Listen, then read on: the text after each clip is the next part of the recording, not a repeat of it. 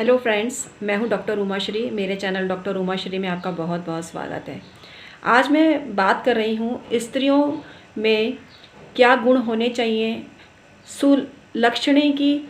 सुलक्षणी स्त्री किसको बोलते हैं, कुलक्षणी स्त्री किसको बोलते हैं, इस पर चर्चा करेंगे।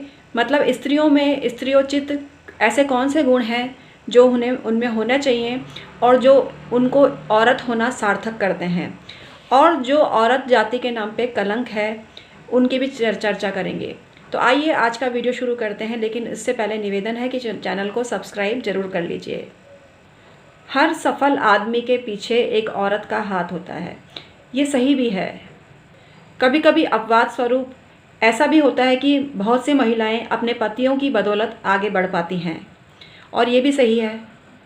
ऐसे बहुत से उदाहरण हैं जिनकी शिक्षा दीक्षा नहीं हुई थी, उनके पति ने उनको शिक्षा दीक्षा कराई और आगे बढ़ाया। लेकिन हम यहाँ मूल मुद्दे की बात करेंगे। मतलब स्त्रियों के ऐसे कौन से गुण हैं जो उनका स्त्री होना सार्थक करते हैं, और स्त्री जाति का अपमान करने वाली भी औरतें होती हैं, तो इसकी भी चर्चा करेंगे। आइए टॉपिक की बात करते हैं, मूल विषय पर आते हैं।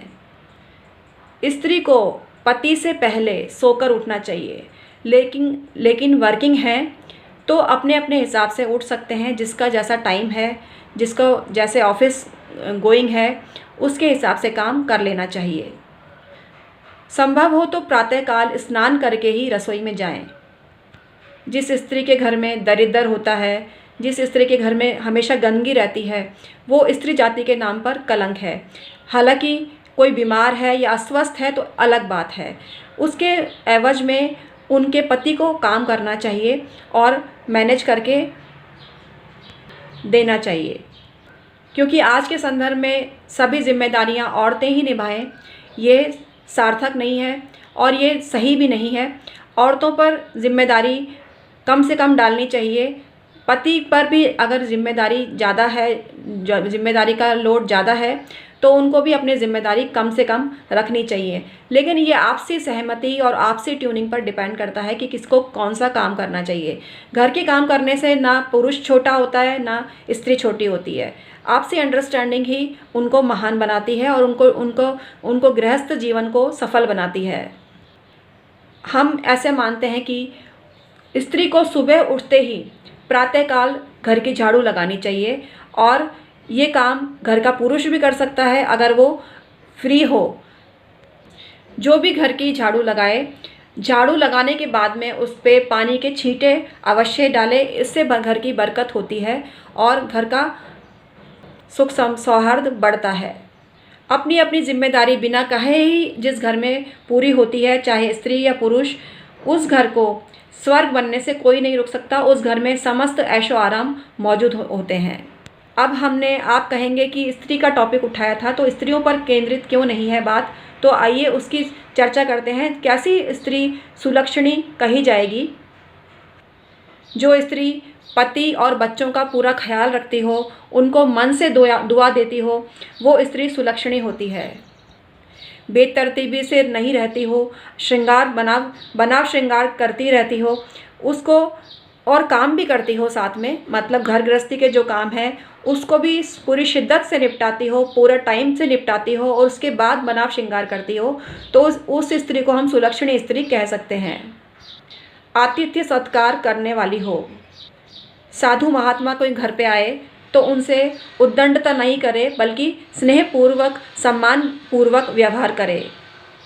रात को सोने से पहले रसोई के काम निपटाए और रसोई की पूरी तरह से सफाई करके ही सोए।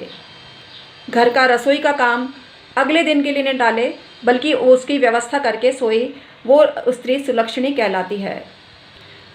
घर को मंदिर जैसा समझने वाली, घर में पूजा पाठ और धार्मिक आयोजन करने वाली स्त्री सुलक्षणी स्त्री कही जाएगी।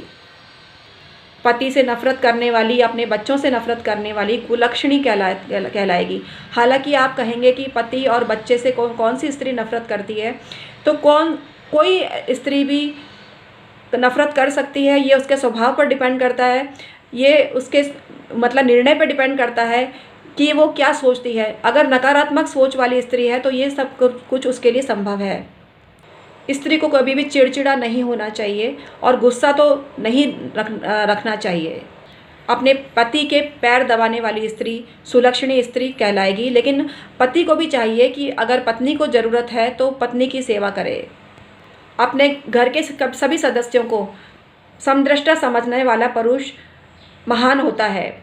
मतलब अपनी माँ, बहन और पत्नी में कोई कंपेयर नहीं करे और सबको समान सम्मान देने वाला पुरुष महान होता है। पति को पहले भोजन परोसने वाली स्त्री सुलक्षणी होती है और पति के पहले भोजन करने वाली स्त्री कुलक्षणी होती है। लेकिन भूख पर भी डिपेंड करता है। अगर पत्नी को पहले भूख लगी है तो अलग बात है, इसको मायने नहीं देने चाहिए, महत्व नहीं देना चाहिए। मतलब इसको इशू नहीं बनाना चाहिए कि पत्नी ने पहले खाना खा लिया पति को परोसे बिना। अगर पति को भूख नहीं है और पत्नी ने पहले खाना खा लिया है तो कोई मायने नहीं रखता इस बात का। सभी नियम कायदे स्त्रियों के लिए नहीं होने चाहिए। जो स्त्री बिना कहे ही घर का काम अपनी इच्छा से कर लेती है, अपने कर्तव्य का निर्वहन कर लेती है, उस स्त्री को क्रिटिसाइज़ नहीं किया जाना चाहिए, बल्कि उसका सम्मान किया जाना चाहिए। तो आज का वीडियो आपको कैसा लगा मुझे अवश्य ही बताना।